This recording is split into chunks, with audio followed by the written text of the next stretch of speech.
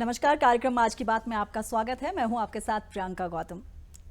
दर्शकों, हाल ही में केंद्र सरकार ने नई श्रम संहिताओं को लागू किया है और आज कार्यक्रम में हम इन्हीं संहिताओं पर बातचीत करेंगे, चर्चा करेंगे। वेतन से लेकर सामाजिक सुरक्षा तक, औद्योगिक संबंधों से लेकर व्यावसायिक सुरक्षा तक, नए कानूनों में, नई संहिताओं में पुराने कानूनों को सरल, पारदर्शी और आधुनिक ढांचे में बदलने की कोशिश की गई है। सरकार का यह दावा है, सरकार का यह मानना है कि इन बदलाव से, इन संहिताओं को लागू करने से जहां एक और कामगारों और श्रमिकों के लिए सुरक्षा और मजबूत होगी, तो वहीं उद्योग जगत में भी समानता आएगी और सरलता आएगी। और लक्ष्य जो है वो केंद्र सरकार का एक ही है, कामगारों और मजदूरों को समानता का अधिकार देना और सुरक्षा देना और सभी चीजों को आसान और सरल बनाना। इन बदलावों से किसे फायदा होगा? क्या असंगठित क्षेत्र का जो मजदूर है, कामगार है, उस तक ये बदलाव पहुंच पाएंगे?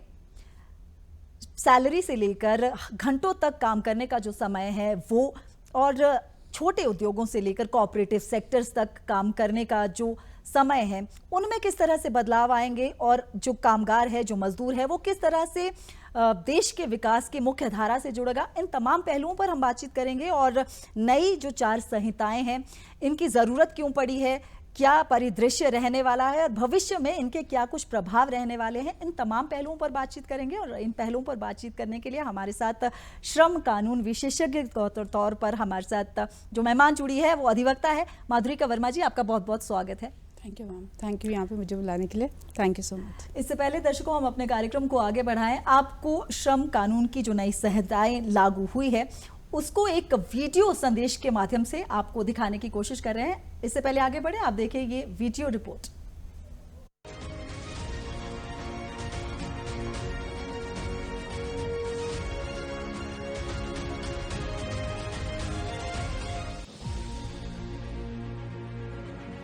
केंद्र सरकार ने नई श्रम सुधार संहिता लागू कर करोड़ों श्रमिकों के लिए बेहतर भविष्य की शुरुआत करने की कोशिश की है। सशक्त, खुशहाल और आत्मनिर्भर भारत के निर्माण की दिशा में केंद्र सरकार ने श्रम सुधारों के क्षेत्र में ऐतिहासिक कदम उठाया है। देश के हर श्रमिक के सम्मान और अधिकारों को सुनिश्चित करने के रूप में केंद्र सरकार ने 4 नई श्रम संहिताओं को लागू कर दिया है। सरकार का तर्क है कि ये नई संहिताएं श्रमिकों के जीवन, समृद्धि और सुरक्षा को मजबूत आधार प्रदान करने के लिए एक ऐतिहासिक कदम है। देश के विभिन्न क्षेत्रों में कार्यरत 50 करोड़ से अधिक श्रमिकों के हित में 29 श्रम कानूनों को सरल बनाते हुए 4 लेबर कोड में समाहित किया गया है। केंद्र सरकार द्वारा पारित की गई 4 नई श्रम संहिताएं देश के श्रम ढांचे में अब तक का सबसे बड़ा सुधार मानी जा रही है। इन चारों लेबर कोड्स में वेज कोड, औद्योगिक संबंध संहिता, सामाजिक सुरक्षा संहिता और व्यावसायिक सुरक्षा एवं स्वास्थ्य संहिता शामिल है। वेज कोड देश भर में न्यूनतम वेतन और वेतन भुगतान की प्रक्रिया को एक रूप बनाता है, जिससे अब नियोक्ताओं के लिए समय पर वेतन देना अनिवार्य है और न्यूनतम वेतन जीवन निर्वाह लागत और कौशल के आधार पर तय किए जाएंगे। इंडस्ट्रियल रिलेशंस कोड उद्योग में कामकाज को सरल और व्यवस्थित करने के उद्देश्य से लागू की गई है। इसका फोकस है पारदर्शी भर्ती प्रक्रिया, आसान विवाद समाधान और उद्योगों में स्थिर औद्योगिक माहौल सुनिश्चित करना। तीसरा बड़ा बदलाव है सोशल सिक्योरिटी कोड और ये संहिता ईपीएफओ, ईएसआईसी, ग्रेजुएटी, मातृ लाभ और कई सामाजिक सुरक्षा योजनाओं को एक जगह पर लाता है। इसके साथ ही चौथी संहिता ओएसएच कोड यानी व्यावसायिक सुरक्षा, स्वास्थ्य एवं कार्य स्थितियां संहिता फैक्ट्रियों, खदानों, वेयरहाउस और निर्माण स्थलों में काम करने वाले श्रमिकों की सुरक्षा और स्वास्थ्य से जुड़ा है। नई व्यवस्था के तहत कार्यस्थलों पर सुरक्षा के मानक और कार्य घंटों के लिए स्पष्ट दिशा निर्देश लागू किए गए हैं। सरकार के मुताबिक इससे कार्यस्थल दुर्घटनाओं में कमी आएगी और कार्य वातावरण भी बेहतर होगा। सरकार का कहना है कि इन संहिताओं से श्रम क्षेत्र में पारदर्शिता बढ़ेगी, उद्योगों को स्पष्ट नियम मिलेंगे और कामगारों को अधिक सुरक्षा और अधिकार प्राप्त होंगे। निश्चित तौर पर ये कदम देश की अर्थव्यवस्था को तेजी से बढ़ते वैश्विक मानकों के अनुरूप बनाने की दिशा में महत्वपूर्ण साबित होगा।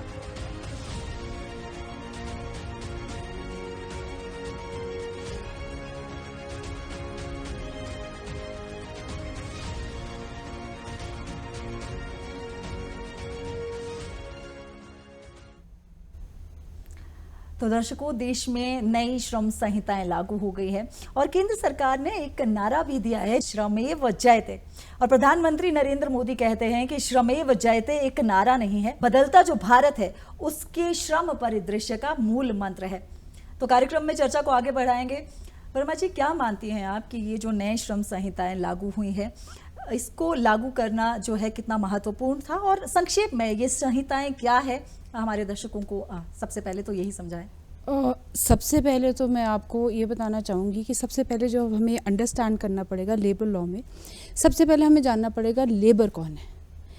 तो अगर आप लॉ के हिसाब से देखें तो 4 तरह के लेबर्स होते हैं। एक हो गया स्किल्ड, एक अनस्किल्ड, एक जो सेमी स्किल्ड होता है, और एक होता है क्वालिफाइड। तो ये जो लेबर्स हैं जो अपना क्वालिफिकेशन के आधार पर, अपने स्किल के आधार पर जो काम करते हैं, तो उसके आधार पर जो उनको वेजेस मिलती है, उनको फाइनेंशियल बेनिफिट्स मिलते हैं, वो कवर होता है इंडस्ट्रियल डिस्प्यूट एक्ट में, जो लेबर लॉज में कवर होता था। तो बहुत साल पहले, मतलब 1947 पे जो भी लेबर का लॉ, जो भी कानूनी जो चलता था, that was industrial dispute act. फिर धीरे धीरे प्रॉब्लम आने लगी, लॉ चेंज होता रहा समय के साथ साथ। तो फिर जब समय के साथ साथ चेंज होता रहा तो उसके बाद बहुत ज़रूरी हुआ कि इसको कोडिफाई किया जाए, इसको सिंप्लीफाई किया जाए। तो सिंप्लीफाई करने के लिए इट वाज वेरी इंपॉर्टेंट कि एक पर्टिकुलर एक्ट बनता। तो फिर गवर्नमेंट ने सोच समझ कर इसको कोडिफाई किया 4 डिफरेंट कोड्स में, और उसको बिल्कुल सिंप्लीफाई किया। आप देखेंगे उससे पहले 29 एक्ट्स चल रही थी, तो उन 29 एक्ट्स को सिंप्लीफाई करके 4 कोड्स में वो 29 एक्ट्स का पूरा एसेंस डाल दिया। तो it made it very simple. हाँ जी, ठीक है। इन 4 कानूनों के अंतर्गत क्या कुछ प्रावधान है, क्योंकि 29 श्रमिक कानूनों को 4 कानूनों में जो है वो समाहित किया गया। वेतन की बात हो, या फिर सामाजिक सुरक्षा की बात हो, या औद्योगिक संबंध की बात कर ले, या व्यावसायिक सुरक्षा की बात कर ले, तो आप क्या मानती है क्यों ज़रूरत पड़ी? क्या कुछ प्रावधान इसके अंतर्गत है, और भविष्य की इसकी जो प्रभावी हमें देखने को मिलेगा कि किस तरह से ये कामयाब हुआ है या नहीं कामयाब हुआ है, जिस तबके के लिए इस कदम को उठाया गया वहाँ तक पहुँचा या नहीं? बेसिकली जो एक लेबर क्लास है ये हमेशा एक्सप्लॉइट हुई है। Right from the beginning labour class को हमेशा एक्सप्लॉइट किया गया है। Discrimination female worker, male worker, या आपके जो फिक्स्ड टर्म वर्कर्स हैं, या आपके दूसरे वर्कर्स हैं, इनके साथ हमेशा डिस्क्रिमिनेशन रही है। कई बार देखा जाए कि प्रॉपर वो ज़्यादा टाइम काम करते हैं, 13-13, 14-14 घंटे काम करते हैं, पर उनको वैसा वेतन नहीं मिलता है। अब मैं इसमें एग्जांपल दूंगी, जो ये जो आपकी टेक्सटाइल फैक्ट्रीज होती है, इसमें workers they work for unlimited period of 15 to 20 hours और काम कर रहे हैं, पर उन्हें वैसा वेतन नहीं मिलता है। तो फिर ये उनकी एक कंडीशंस मतलब अच्छी नहीं होती, काम करने की कंडीशंस अच्छी नहीं है। They are suffering from certain disease. अब यही टेक्सटाइल इंडस्ट्री की बात करें तो इसमें आप देखेंगे मैक्सिमम वर्कर्स को लंग डिजीज़ है, ट्यूबरक्लोसिस की प्रॉब्लम आती है, वेंटिलेशन अच्छी नहीं है, लाइटिंग अच्छी नहीं है, आइज़ की प्रॉब्लम, बहुत सारी प्रॉब्लम फेस कर रहे थे। तो देयर हैज़ टू बी एक पर्टिकुलर एक्ट होनी चाहिए थी जो इन सब की प्रॉब्लम्स को सॉर्ट आउट करेगी, क्योंकि वर्कर्स के लिए देयर वाज नो प्रोविजंस पहले। तो इट वाज वेरी इंपॉर्टेंट। अब आप देखिए जैसे लेडीज़ हैं, अब लेडी बाहर आती है, अब काम करने के लिए आती है, अब उनको अगर सेफ्टी ना मिले तो that work becomes very difficult. Exactly. तो वो बहुत ज़रूरी था कि उन्हें सेफ्टी दी जाए, वर्कर्स को एक प्रोटेक्शन दी जाए, उनको सेफ्टी जाए, उनके आगे बच्चों को सेफ्टी चाहिए, फाइनेंशियल स्टेबिलिटी है। तो ये एक्ट बहुत ज़रूरी था बनना, और उनकी सेफ्टी के लिए ये एक्ट बनाया गया। ठीक है। अगर यहाँ पर ये समझने की कोशिश करेंगे, जो प्लेटफॉर्म वर्कर्स है, गिग वर्कर्स है, या फिर फैक्ट्री में काम कर रहे लोग हैं, और बहुत से ऐसे वर्कर्स हैं जिनकी यूनियंस भी नहीं बनी हुई है, वो भी बहुत सारे वर्कर्स हैं जिनको अक्सर समस्या पेश आती थी अपने वेतन को लेकर, या फिर ईपीएफ नहीं कट रहा है, बहुत सारी ऐसी चीज़ें हैं। पर नए कानूनों में इनके लिए अलग से प्रावधान भी किए गए हैं, और छुट्टियां और ओवर टाइम्स को लेकर भी काफ़ी शिकायतें वर्कर्स की रहती थी कि ओवर टाइम का पेमेंट समय पर नहीं होता। आउटसोर्स कर्मियों की भी बहुत सारी चीज़ें जो है उनके सवालात थे, इससे जुड़े काफ़ी समस्याओं को लेकर अक्सर आउटसोर्स वर्कर्स जो है सड़कों पर भी उतरते हैं अपनी मांगों को लेकर, फिर चाहे बात सरकार की हो, उसे लेकर काफ़ी बार सड़कों पर भी हमने उतरते देखा। तो उसको लेकर अब जो है किस तरह से उनको सेटिस्फाई करने की कोशिश इन श्रम कानूनों में की गई? सबसे पहले तो जो सोशल सिक्योरिटी कोड जो इसमें इंट्रोड्यूस किया गया है, वो प्रावधान देता है सारी तरह की सिक्योरिटीज़, आपकी डिसेबिलिटी आ गई, आपकी ओल्ड एज है, या आपकी मिटर्निटी है, या अभी आपने जैसे बात किया कि जो गिग वर्कर्स है या प्लेटफॉर्म वर्कर्स है, तो उनके लिए इंश्योरेंस का प्रावधान है, एक्सीडेंटल क्लेम्स का प्रावधान है। साथ में एक चीज़ होती थी पहले कि जो एक्सीडेंटल क्लेम था, जैसे आप वर्क प्लेस पे जा रहे हो तो वहाँ पे आपको एक्सीडेंटल क्लेम नहीं मिलता था। आप वर्क प्लेस के लिए जा रहे हो, आ रहे हो, उसमें कम्यूट करने में आपको वो नहीं मिलता था, पर ये नई एक्ट के हिसाब से आपको वो मिलेगा। और इसके अलावा आपको मैं बताती हूँ, जो इसमें डेफिनेशन ऑफ फैमिली है, that has also been change. पहले फैमिली बड़ी रिस्ट्रिक्टेड और बड़ी सिंपल सा टर्म ली थी, पर अब फैमिली में उन्होंने mother in law, father in law, brothers, sisters, इन सबको ऐड किया। अगर मान लीजिए कोई भी गॉड फॉरबिडन कोई भी किसी को एक्सीडेंट होता है या कोई कैलेमिटी आती है, तो उसमें जो पेरेंट्स हैं, बच्चे हैं, तो वो लोग मतलब एकदम से स्टार्वेशन पे नहीं आएंगे, उन्हें फाइनेंशियल सिक्योरिटी दी जाएगी।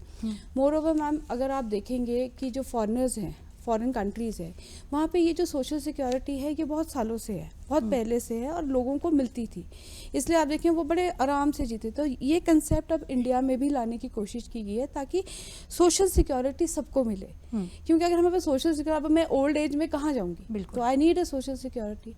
इसके अलावा आपने सही कहा, जो ये आउटसोर्स वर्कर्स है, ये सचमुच आज की डेट में बहुत सफ़र कर रहे हैं। तो इसमें एक और प्रावधान जो इस एक्ट में आया है, उसमें ये बोला है कि अपॉइंटमेंट लेटर्स देना बहुत ज़रूरी है, दैट इज़ मैंडेटरी। अब आप देखेंगे जो आउटसोर्स वर्कर्स है, ना इनको अपॉइंटमेंट लेटर्स मिलती है, ना इनको बाहर निकालने की लेटर्स होती है, टर्मिनेशन की लेटर नहीं होती। ये बेचारे they are working as a, जिसे कहते हैं एक लेबरर से भी बहुत नीचे, मतलब इनके लिए कोई राइट्स नहीं है। तो that this is very important, बड़ा अच्छा एक्ट है, बड़ा अच्छा प्रावधान निकाल के दिया है ताकि इन लोगों को सपोर्ट किया जाए। अगर इन लोगों को अपॉइंटमेंट लेटर्स हो के एटलीस्ट ये बता तो सकते हैं कि हम इनके साथ करें। आज की डेट में आप बताओ, कोर्ट्स में दे कम हियर, इन लोगों के पास कोई लेटर ही नहीं होती कि हम भी इनको हेल्प आउट कर सके कि किसने आपको रखा है, they don't have any answer. तो दिस इज़ वेरी गुड, ये बड़ा अच्छा इनिशिएटिव है गवर्नमेंट का। और जो अनुबंध कर्मचारी है, कॉन्ट्रैक्चुअल, उनके लिए क्या खास इस में प्रावधान किए गए हैं इसके अंतर्गत? मैम, कॉन्ट्रैक्चुअल एम्प्लॉयज़ के लिए तो वैसे ही गवर्नमेंट ने काफ़ी, अब तो आई थिंक 1 ईयर की अगर आप कॉन्ट्रैक्चुअल सर्विसेज में, उसके बाद आप रेगुलराइजेशन मांग सकते हैं। तो कॉन्ट्रैक्चुअल एम्प्लॉयज़ के लिए तो वैसे ही इसमें काफ़ी मतलब government is really helping out, और इसमें भी प्रावधान है कॉन्ट्रैक्चुअल एम्प्लॉयज़ के लिए भी। अब जैसे मैम फिक्स टर्म वर्कर्स हैं, जिसने आप कॉन्ट्रैक्चुअल एम्प्लॉयज़ भी कह रहे हैं, तो उनके लिए क्या होता था, पहले बेचारे काम सिमिलर करते थे टू द रेगुलर, पर उन लोगों को उस तरह से सैलरी नहीं मिलती थी या उन लोगों को ऐसे बेनिफिट्स नहीं मिलते थे। पर इस प्रावधान में अब क्या किया है, जो फिक्स टर्म वर्कर्स है और जो दूसरे वर्कर्स हैं, उनको बिल्कुल सेम प्लेटफॉर्म में लिया है। अगर वो सेम काम कर रहे हैं तो उन दोनों को सेम तरह का ग्रेच्युटी और सैलरी मिलेगी। इसके अलावा मैम, इसमें एक और चीज़ आई है इस एक्ट में। पहले ग्रेच्युटी के लिए आपको 5 साल की सर्विस होना ज़रूरी था, बट ये अब इम्प्रूवमेंट हुई है। इन्होंने बोला है कि अगर आप 1 ईयर में भी वर्क कर रहे हैं तब भी आपको ग्रेच्युटी मिलेगी, पर वो जो ग्रेच्युटी करेंगे, कंप्यूट करेंगे, that will be on the basis of some, कोई इनका रेशियो होगा, पोस्ट ग्रेटर रेशियो और समथिंग, तो उसके बेसिस पे करेंगे ये, but still there will be gratuity to everybody. और एक और चीज़ है, अगर within 30 days of retirement अगर ग्रेच्युटी पे नहीं कर जाते तो there will be penal consequences. So एक तरह से बिल्कुल सेफ्टी इनको दी गई है। हाँ, आपके अधिकारों को लेकर काफ़ी जागरूक, और जब आपको अधिकार मिलते हैं तो आपको उसके प्रति जागरूक होना बहुत महत्वपूर्ण हो जाता है, क्योंकि जागरूकता के जरिए ही आपको पता चलेगा कि सरकार आपके लिए क्या कदम उठा रही है, क्या कुछ कर रही है। क्योंकि बहुत से ऐसे लोग हैं जिनको जानकारी नहीं होती है कि आपके अधिकार क्षेत्र में क्या कुछ आता है और किन चीज़ों में आपके अधिकारों का हनन हो रहा है, आपको मालूम ही नहीं है। खासतौर पे जो प्लेटफॉर्म श्रमिक कामगार, जो इस तबके का कामगार रहता है, उन्हें अपने अधिकारों को लेकर अक्सर जानकारी की कमी रहती है। तो क्या आप मानती है कि असंगठित क्षेत्र का जो मजदूर है, कामगार है, उस तक ये बदलाव पहुंचेंगे? डेफिनेटली पहुंचेंगे, क्योंकि अब उन्हें रिकग्नाइज किया गया है, सोशल सिक्योरिटी कोड में इन्हें रिकग्नाइज किया गया है।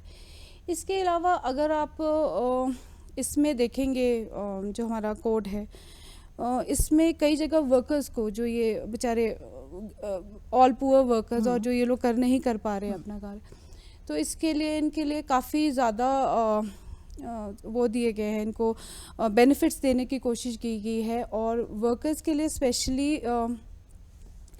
जैसे मिनिमम वेजेस, ये लोग हर लोग अकाउंटेबल है फॉर द मिनिमम वेजेस कि इतनी वेज इन सबको मिलेगी। इसके अलावा प्लेटफॉर्म बने हैं जहाँ पे ये अपने ग्रीवेंसेस को रिड्रेसल कर सकते हैं, ग्रीवेंस के लिए जा सकते हैं। अगर मान लीजिए इनको एक्सप्लॉयटेशन हो रही है तो दे कैन गो फर्दर कि इनको एक्सप्लॉयट ना किया जाए।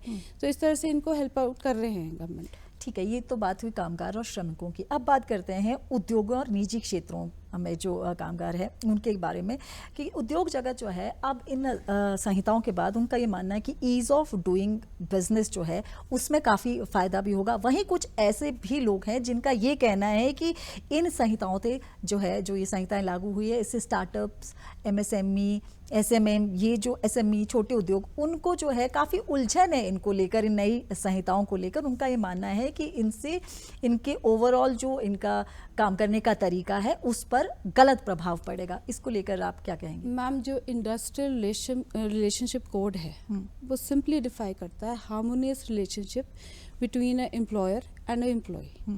जब एम्प्लॉयर और एम्प्लॉय के बीच में हार्मोनियस चलेगा काम, तो ऑब्वियसली प्रोडक्शन, आपकी प्रोस्पेरिटी सब इंक्रीज होगी, लोगों को काम मिलेगा, रोजगार मिलेगा और सब कुछ होगा। अब मैम इसमें भी आप देखेंगे कि ये प्रावधान देता है कि यूनियंस बनाने के लिए, यूनियन में आप जाकर अपनी प्रॉब्लम्स बता सकते हैं।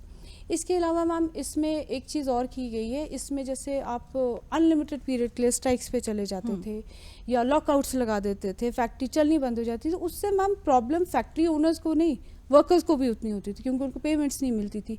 वो 10-10, 5-5 महीने चल रहे हैं और वो विदाउट पे काम कर रहे हैं, तो वो प्रॉब्लम होती थी। तो वो प्रॉब्लम को सॉर्ट आउट करने के लिए इस एक्ट में कुछ अमेंडमेंट्स की गई है, जिसमें ये कहा गया है कि अगर सपोजिडली किसी ने मान लीजिए स्ट्राइक करनी है, मान लो कोई प्रॉब्लम डिस्प्यूट आ गया, स्ट्राइक करनी है, तो they will give 60 days notice. अब ये जो 60 डेज नोटिस के फिर देने के 14th डे पे ये स्ट्राइक कर सकते हैं। अब ये जो 60 डेज नोटिस क्यों किया गया? ताकि जो लोगों की प्रॉब्लम्स है वो उनके एम्प्लॉयर तक चली जाए। अगर कोई रेजोल्यूशन हो सकता है, उसमें कोई आपस में बात करके ख़त्म हो सकता है, तो वो वहीं देन एंड देयर ख़त्म हो जाए। अगर मान लो डिस्प्यूट ज़्यादा है तो फिर उसे फर्दर आर्बिट्रेशन में भेजा जाए, आर्बिट्रेशन में रिजॉल्व किया जाए। तो ये इंडेफिनाइट पीरियड की जो स्ट्राइक्स होती है उसे स्टॉप करा जाए, ताकि प्रोग्रेस बढ़े। अगर हमारी फैक्ट्रीज चलेगी, लोगों को रोजगार बढ़ेगा, हमारा आगे का प्रोडक्शन चलेगा, तो ऑब्वियसली एक बूम तो आएगा इस सोसाइटी में। हाँ जी। और इसके साथ उद्योगों की ही मैं बात कर रही हूँ, उद्योग संबंध कोड के बारे में ही, कि जो ले ऑफ्स है और रिट्रेसमेंट और क्लोजर जो नियमों को लेकर, इसके संशोधन को लेकर उनके भी काफ़ी सवाल है। वो भी काफ़ी परेशान है इसे लेकर कि इसको किस तरह से लागू किया जाएगा और ये आने वाले समय में दिक्कत दे सकते हैं। उनके भी इस तरह से मैम, जो रिट्रेंचमेंट बेसिकली होता है कि आपने वर्कर को निकाल दिया, बिल्कुल ठीक है। अब रिट्रेंचमेंट के बाद वर्कर चाहे ओल्ड एज की वजह से रिटायर होके गया है या कोई प्रॉब्लम में गया है या उसकी ज़रूरत नहीं थी, ले ऑफ भी यही होता है कि अभी आपकी ज़रूरत नहीं है, आप थोड़े टाइम बाद आए। तो मैम इन वर्कर्स के लिए इसमें एक पॉलिसी फ्रेम की गई है, जिसमें पॉलिसी क्या है, इनको अलाउंस मिलेगा। जो इनका टाइम पीरियड है उसके लिए इनको स्किल डेवलपमेंट की भी अलाउंस मिलेगा। जो स्किल डेवलपमेंट अलाउंस होगा वो मेरे ख्याल से जो लास्ट के जो 15 डेज होते हैं ना, उसके हिसाब से, पे के जो 15 डेज के हिसाब से इनको अलाउंस मिलेगा जब तक ये अनएम्प्लॉयड रहते हैं। तो that is very beneficial. At least ये स्टारवेशन या एक अनएम्प्लॉयड या उससे बचकर ये आगे का अपना प्रोग्रेस देख सकते हैं। नहीं तो पहले क्या होता था, वर्कर को बिठा दिया, वर्कर इज पेलेस, उसके पास ना कमाने के लिए पैसा ना कुछ, तो बिल्कुल स्टारवेशन पे आ जाती थी फैमिली। पर ये जो एक्ट है इसने वर्कर को स्टारवेशन पे ना ले जाके उसे सोशल सिक्योरिटी देकर, एक फाइनेंशियल स्टेबिलिटी देकर, ताकि वर्कर अच्छे से काम कर सके। बिल्कुल, हाँ बिल्कुल। इसके साथ साथ जो है एक संबंध जो उद्योग के जो मालिक है, जो ओनर्स है, उनका और उनके एम्प्लॉयज़ के बीच जो एक रिलेशनशिप बिल्डिंग होता है वो भी मजबूत होता है कहीं ना कहीं, क्योंकि जब आप एक लंबे समय तक किसी भी संस्था में काम करते हैं तो आपका एक्सपीरियंस भी उस हिसाब से होता है कि उस संस्था को निखारने में भी आपका योगदान जो है वो बढ़ जाता है।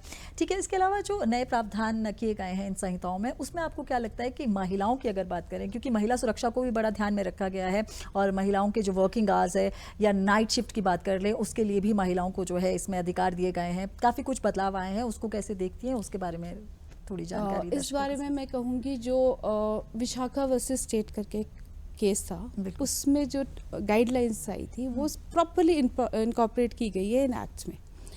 मतलब लेडीज़ का हर तरह का प्रॉब्लम सॉर्ट आउट किया है। अब बी इट मैटरनिटी लीव, अब पहले क्या होता था लेडीज़ को मैटरनिटी लीव नहीं होती, बच्चे कहाँ से देखें। इसमें जो बायोलॉजिकल मदर है उनको 26 हफ्ते की मैटरनिटी लीव है, और मान लीजिए अगर उससे बच्चा पैदा होने से पहले भी लीव चाहिए तो वो 8 हफ्ते की लीव वो भी ग्रांट की जाती है। और यही नहीं, कई बार आप बच्चा अडॉप्ट भी करते हैं या आप सरोगेसी से भी बच्चा करते हैं तो उनके लिए भी ये प्रावधान है, उनको भी 12 वीक्स की मैटरनिटी लीव मिलेगी। इसके अलावा सपोजिटली लेडी नाइट आवर्स में वर्क कर रही है, तो नाइट आवर्स में वर्क करने के लिए लेडी की सेफ्टी बहुत ज़रूरी है, तो उसके लिए उनका वहाँ पर रहना, साथ में उनको आना जाना, कम्यूट करना, तो ये सारा प्रोवाइड कराएगा एम्प्लॉयर। और साथ में पहले क्या होता था ladies and men used to work equally, पर प्रॉब्लम क्या है डिस्क्रिमिनेशन वजह से लेडीज़ को कम पैसा मिलता था। कम पैसा मिलता। पर इस एक्ट के बाद लेडी और main are being kept on the same platform. So if the lady will get the pay, so will the man will get the pay. तो ऐसा नहीं होगा कि उसको ज़्यादा उसको ज़्यादा, she will also get the same benefit. और अब तो इसमें सोशल सिक्योरिटी में इसमें क्रच फैसिलिटीज़, अगर आपने बच्चे को अपना फीड करना है या बच्चे को देखने के लिए घर पे कोई नहीं है तो वो फैसिलिटीज़ सारी प्रोवाइड कराई जाएगी। और लेडीज़ के लिए एक मतलब एक ग्रीवियंस, अगर मान लीजिए कोई सेक्सुअल हरासमेंट है या इस तरह की प्रॉब्लम्स लेडी फेस कर रही है तो उसके लिए भी there will be a committee जहाँ पर वो एड्रेस कर सकती है कि उसे ये प्रॉब्लम्स आ रही है, वो अपनी ग्रीवेंसेस बता सकती है। तो लेडीज़ के लिए एक सेफ एनवायरनमेंट ये एक्ट डेफिनेटली दे रहा है। ठीक है, आम जनता से जुड़े कुछ सवाल है, जो मजदूर तबका है, आम जनता है, उनका कहना है कि अगर उनकी ये शिकायतें हैं, जो भी दिक्कतें या एक्सप्लॉयटेशन उनके साथ हो रहा है, तो उसकी शिकायतें वो कहाँ जाकर दर्ज करे। अगर ऑनलाइन उन्हें दर्ज करना है तो ऐसा कौन सा पोर्टल है जहाँ पर वो अपनी शिकायतें दर्ज कर सकते हैं, उनके साथ हो रहे एक्सप्लॉयटेशन को बता सकते हैं। देखिए मजदूर मतलब लेबरर्स के लिए या लोगों के लिए there are lot of places जहाँ पे ये अपनी ग्रीवेंसेस बता सकते हैं। सबसे पहले तो हमारी मिनिस्ट्री जो लेबर मिनिस्ट्री है, इन लोगों ने एक पोर्टल, समाधान पोर्टल है जहाँ पर आप जाके अपनी ग्रीवेंसेस बता सकते हैं, लिख सकते हैं। इसके अलावा हर एक इस्टेब्लिशमेंट में there is a grievance redressal committee होती है जहाँ पे आप जाकर अपनी ग्रीवेंसेस बता सकते हैं, अपने इंस्टेंट सीनियर को बता सकते हैं। इसके अलावा अगर आप बहुत एग्रीव्ड है तो you can come to courts में आपको सेफगार्ड किया जा सकता है। तो यहाँ पे बहुत सारे प्लेटफॉर्म्स हैं जो वर्कर्स को स्पेशली दिए जाते हैं जो अपने इनकी ग्रीवेंसेस को रिड्रेस करे।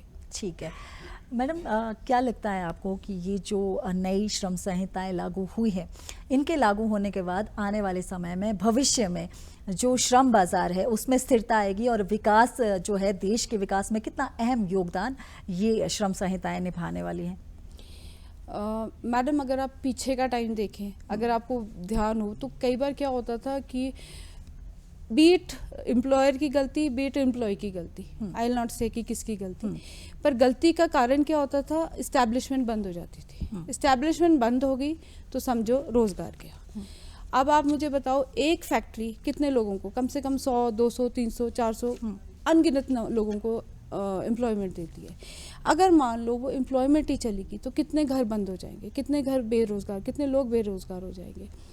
तो जो ये एक्ट है, जो इसने स्पेसिफिकली ये जो स्ट्राइक्स और उसके ऊपर थोड़ा सा ध्यान दिया है और वर्कर्स के लिए थोड़े से बेनिफिट्स या वर्कर्स का प्रॉब्लम सॉर्ट आउट किया है, तो उससे क्या हुआ है कि हार्मोनियस वर्किंग होगी। हार्मोनियस वर्किंग होगी तो लोग अच्छे से काम करेंगे, प्रोडक्शन बढ़ेगा, रोज़गार बढ़ेगा और बहुत आई थिंक इंडिया के लिए बहुत अच्छा रहेगा। मतलब एक बाहर के प्लेटफॉर्म में भी इंडिया बहुत डेवलप्ड नेशंस में से आएगा, क्योंकि अभी हम लोग बहुत पिछड़ रहे थे इस चीज़ के लिए। तो अब डेवलपमेंट के लिए बहुत ज़रूरी है कि वर्कर और एम्प्लॉयर दोनों बहुत अच्छे से हार्मोनियसली काम करें, सो दैट आपका डेवलपमेंट कंट्री डेवलप करे। ठीक है, बहुत बहुत शुक्रिया, आपने अपने विचार साझा किए और ख़ासतौर पे इन श्रम संहिताओं को बारीकी से हमारे दर्शकों को समझाने की जो कोशिश की है। उम्मीद है हमारे जो दर्शक हैं उन्हें इन नई श्रम संहिताओं को बारीकी से समझने में मदद मिली होगी। और जिस तरह से पोर्टल की जो जानकारी हमारे मेहमान ने दी है कि किस पोर्टल पर जाकर श्रमिकों को, कामगारों को, मजदूरों को अपनी शिकायतें दर्ज करनी है, वो भी तमाम जानकारी आप तक पहुँच पाई होगी। बहुत बहुत शुक्रिया मैडम एक बार फिर। Thank you. तो नए कानून बने हैं और इरादे स्पष्ट है कि आने वाले समय में श्रमिक जो है उसकी सुरक्षा और समानता का अधिकार उस तक दिया जाए। लेकिन क्या ये जो संहिताएं हैं वो उस आखिरी वर्ग तक, मजदूर कामगार तक पहुंच पाएगी सही समय पर? क्या ये बदलाव उनके जीवन में भी वो सही और विकासात्मक बदलाव ला पाएगा जो कि केंद्र सरकार ने जिसे सोचकर ये नई संहिताएं लागू की है? अब देखना ये होगा। और इस समय सबसे बड़ा और अहम सवाल ये है कि जिस तरह से केंद्र सरकार ने एक नारा दिया है, श्रमेव जयते, क्या सही मायनों में ये नीति हमारे व्यवहार और हमारी व्यवस्था में मूल मंत्र बन पाएगी या नहीं? कार्यक्रम में आज के लिए इतना ही। दीजिए इजाजत। नमस्कार।